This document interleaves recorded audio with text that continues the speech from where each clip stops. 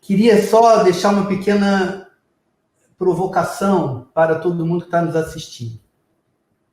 Jesus Cristo não escreveu.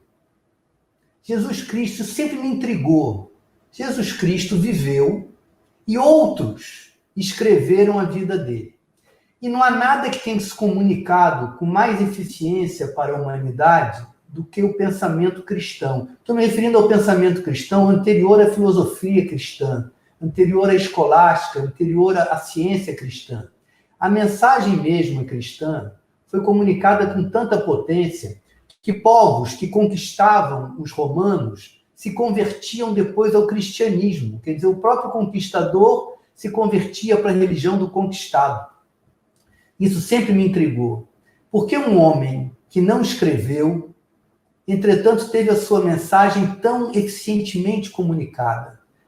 E aqui deixo a suspeita e a possibilidade de várias possibilidades de respostas para uma questão tão ampla, né? Tão abrangente.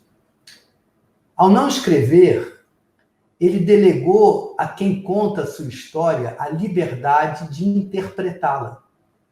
Então, de um certo modo, a partir de fatos de uma biografia, muitas visões da vida dele podem ser concebidas por todo mundo que se dispuser a contar o que experimentou ao conhecer aqueles fatos.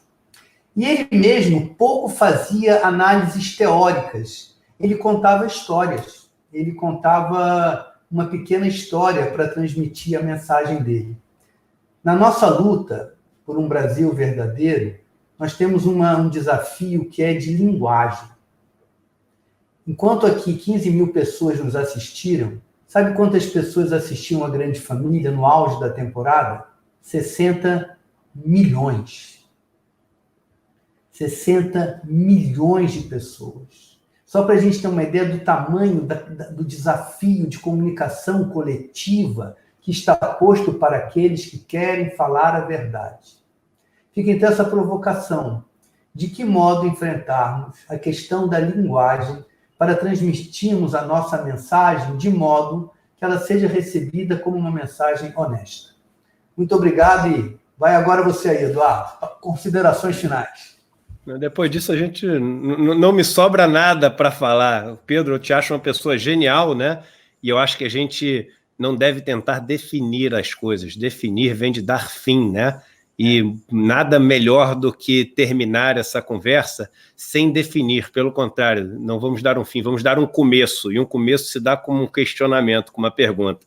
Então, eu deixo todos que estão nos assistindo com esse questionamento brilhante aí do Pedro. Agradeço de coração o tempo do Pedro, do Gessé e do Paulo, e o tempo de todos vocês que estão aqui nos assistindo, esse que é o bem mais valioso que todos nós temos, o tempo que temos ainda para poder usar da melhor maneira possível na nossa vida. Um beijo com todo carinho, de todo coração, e nos vemos em breve.